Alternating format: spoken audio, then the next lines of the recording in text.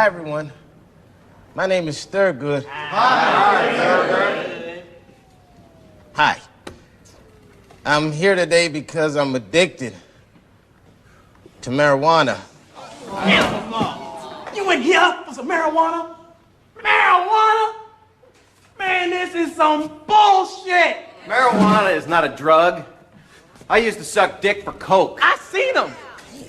Now that's an addiction, man. You ever suck some dick for marijuana? Huh? No, I can't say I have. I didn't think so. Who's this man?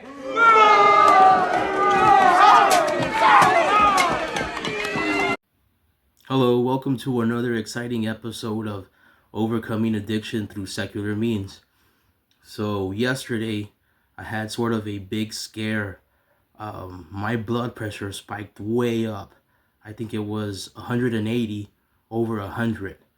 Those of you that understand the way blood pressure works, you know that that is a very dangerous blood pressure reading.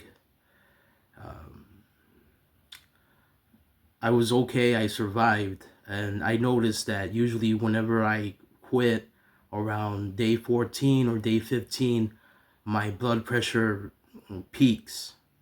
But today I wanted to talk to you guys about how, and usually I don't talk about other encounters that I have with other people, but I was actually planning on checking myself into a I guess you would call it a rehab that's free here in downtown Baton Rouge.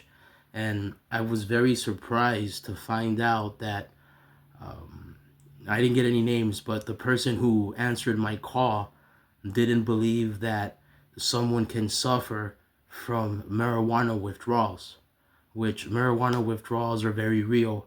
Now, I noticed that I get that a lot where people are very skeptical, or sometimes there's a bit of humiliation because a lot of people don't think that marijuana is very dangerous. For example, I didn't, and I know that in the past, I myself am guilty of this, that I would often ridicule others who were suffering through marijuana withdrawals.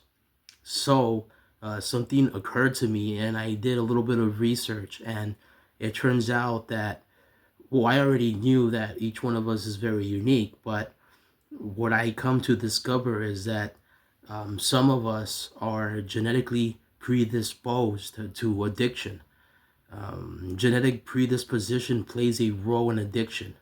It all depends on how your brain regulates dopamine. If your dopamine system is less sensitive, you might need stronger stimulation. But genetics aren't destiny.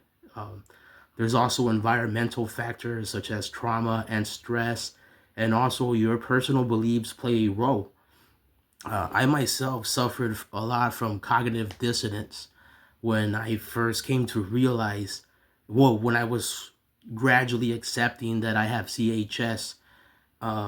Basically, cognitive dissonance is when you have two beliefs that contradict each other. When you have, how do I explain?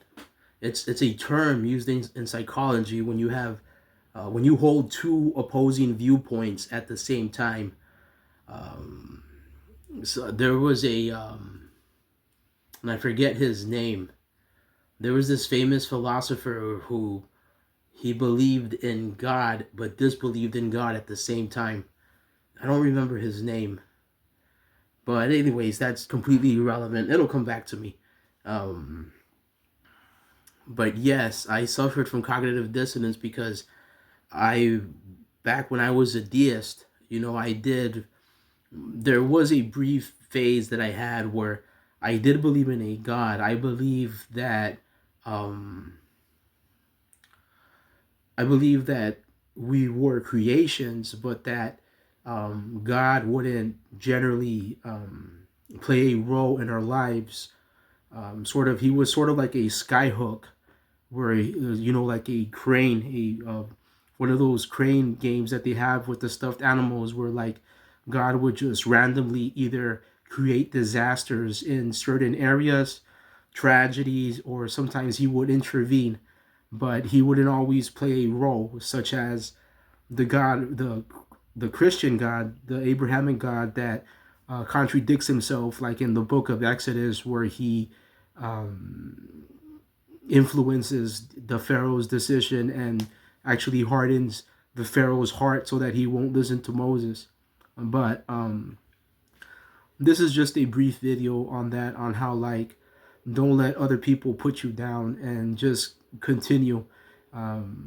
Reality is completely subjective. Everyone's going to have their opinions, but at the end of the day, it is your well-being that matters most. So if there's other people who are ridiculing you or putting you down, for your decisions on quitting, just completely, disregard them. It what matters in the end is how you feel and how you perform. Once again, thanks for tuning in. Thanks for checking out my channel, and I have other videos on there as well. But I made a decision yesterday that, since yesterday I had a very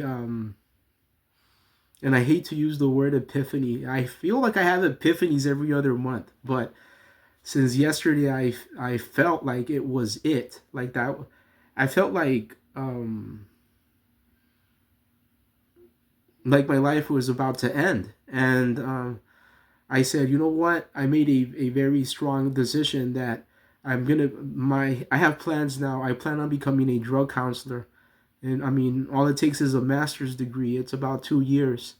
In 2 years, I'll be 40 years old. And I was actually reading about how ex-drug addicts actually make the best drug counselors. So that's my goal right now, and I plan on sticking to it. I've had a lot of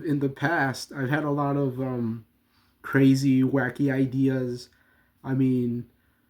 When I was young, I wanted to be a stand-up comedian, and the best I was able to achieve was I did an open mic night, and I worked as a movie background extra. I was on the film Pitch Perfect, and that's about it. That's all I accomplished. That's all that came about that. But another thing is, too, for a long time, I would tell people that I was an oceanographer, like George Costanza on Seinfeld. But anyways, now I have a new goal, which is I feel like a real, actual goal that I can achieve.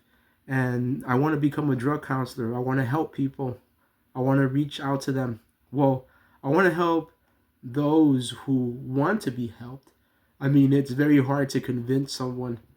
And, whenever you try to educate someone, if the person, it's very hard to educate people these days. But once again, thank you for tuning in on this brief episode of Overcoming Addiction Through Secular Means. Whoops, you know what the music means. Our time is up.